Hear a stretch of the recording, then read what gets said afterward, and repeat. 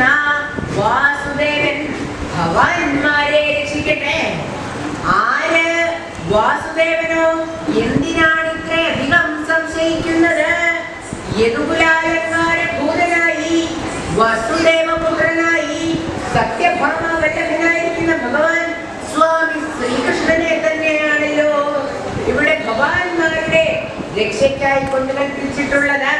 ആയത് ഹേതുവായിട്ട് അവസ്ഥാഭേദവും കൂടി കൽപ്പിച്ചിട്ടുണ്ടായിരുന്നുവെങ്കിൽ ഉപാസനയിൽ ശക്തിയേറാനുണ്ടായിരുന്നു.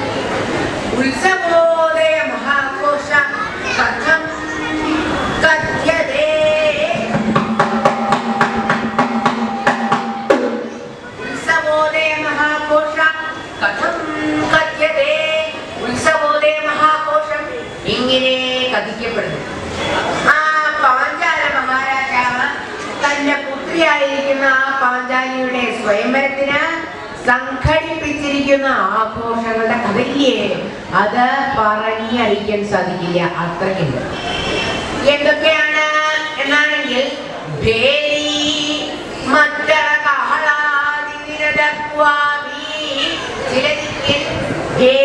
മദ്ദളം കാഹളം തുടങ്ങിയിരിക്കുന്ന വാദ്യങ്ങളുടെ ഘോഷം.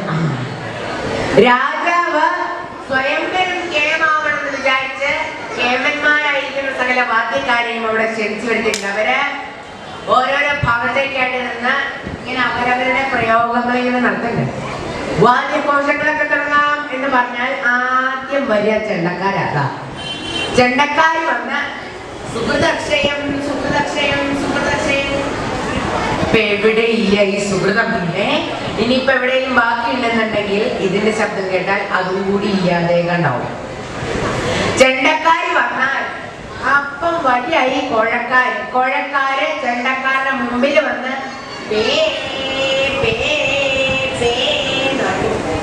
ഇത് ചെണ്ടക്കാർക്കാണെങ്കിൽ വലിയ ഇഷ്ടമില്ല.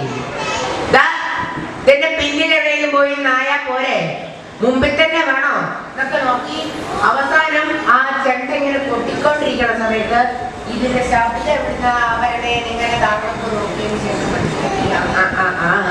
ഇതിനൊരു ദ്വാരമുണ്ട്.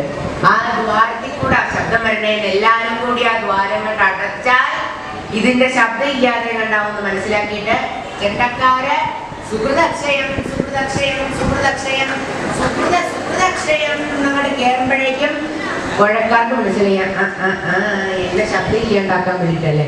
എന്നാ കാണിച്ചു തരാം. ഇങ്ങനെ രണ്ടുപേരും മത്സരിച്ചിങ്ങനെ പ്രയോഗിക്കുന്നുണ്ട്. അവിടെ കുറച്ച് ആൾക്കാരെ കാണല്ലോ. ഏത് വാദ്യം എവിടെ? മദ്ദളം. എന്താണത്? പ്രഥമം പപ്പടം പ്രഥമം പപ്പടം പ്രഥമം പപ്പടം കഴിക്കാൻ തരായില്ലെങ്കിലും കേൾക്കുമെങ്കിലും അവരൊന്ന് വിചാരിച്ചിട്ടാ. ഇങ്ങനെ പടയ്ക്കാൻ പടയ്ക്കാൻ പേ പൂന്നിങ്ങനെ കൊട്ടിയാർത്ത് ആഘോഷിക്കണ്ട ചിലതിക്കല്. പിന്നെ ചിലതിക്കലോ യോഷിതാം ഗീതം. സ്ത്രീകളുടെ പാട്ട് കച്ചേരി. എന്തോടൊപ്പം സ്ത്രീകളുടെ പാട്ട് കച്ചേരി എന്ന് പറയാൻ പുരുഷന്മാര് പാടാനില്ല. അല്ല, പുരുഷന്മാരെക്കാട്ടും കണ്ഠശുദ്ധി സ്ത്രീകള്. അതുകൊണ്ട് അതിൽ ചോദിച്ചു നോക്കതാ ഇന്നതിക്കല് പാട്ട് കച്ചേരി തുടങ്ങിയിട്ടുണ്ട്, താൻ വരുന്നുണ്ടോ? എനിക്ക് പാട്ട് കച്ചേരിയോടൊന്നും വലിയ കമ്പല്ല. എന്നാ ഇന്ന് നിൽക്കുന്നുണ്ട് ആരാ? ഇന്നോളാ. ഞാനുണ്ട്. അപ്പൊ എനിക്കല്ലേ കമ്പില്ല പറഞ്ഞത്. അത് മനസ്സിലായി. ആരാ പാടുന്നതൊക്കെ ഒന്ന് കാണാലോ. അപ്പോ ആ ശരീരവും ഒക്കെ ആസ്വദിക്കാം. ഇങ്ങനെ എല്ലാവർക്കും ആസ്വദിക്കുന്ന രീതിയിൽ നൃത്തം, പാട്ട്, സംഗീതം തുടങ്ങിയിരിക്കുന്ന ഓരോരോ ഭാഗത്തായിട്ട് കലാവിരുന്നുകൾ ഇങ്ങനെ നടക്കും. പിന്നെ ചിലതിക്കലോ സംവിതല്ല രഭസപ്രോത്സാരണ നിസ്വന. സംവിതല്ലന്മാരുടെ രഭസപ്രോത്സാരണ നിസ്വനം.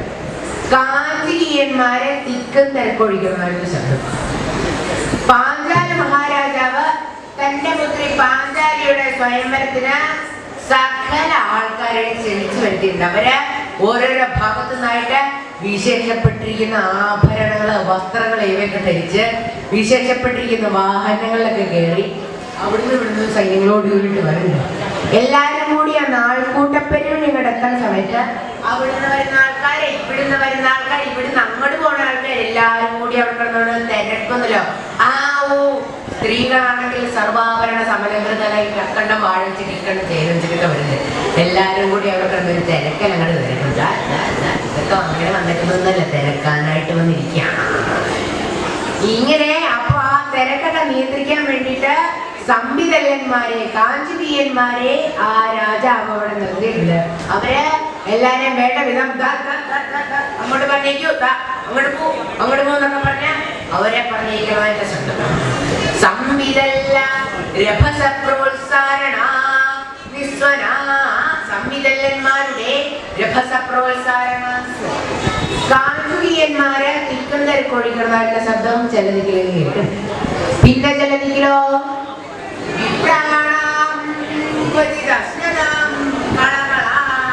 ഭക്ഷണത്തുക്കളായിരിക്കുന്ന വിപ്രന്മാരുടെ കണക്ക്. ബ്രാഹ്മണര് ഭക്ഷണം കഴിച്ചുകൊണ്ടിരിക്കുന്നത് അത് തനിക്ക് അറിയാനില്ല. ബ്രാഹ്മണരൊന്നും കൂട്ടാൻ അതെന്നെ ഞാൻ കണ്ടത്.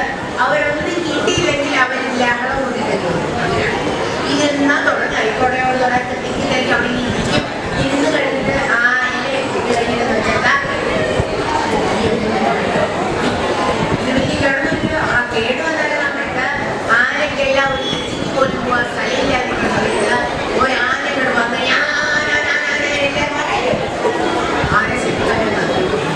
ഇതുപോലെ പഞ്ചായത്താസങ്ങൾ വന്നു കഴിഞ്ഞാൽ ബാക്കിയുള്ള ഉള്ളയും കാണുമ്പോഴേക്കുള്ള ഉള്ളയും മറ്റു പറഞ്ഞതിനൊക്കെ മാറിക്കൊണ്ട് ഇഷ്ടംപോലെ കഴിച്ച്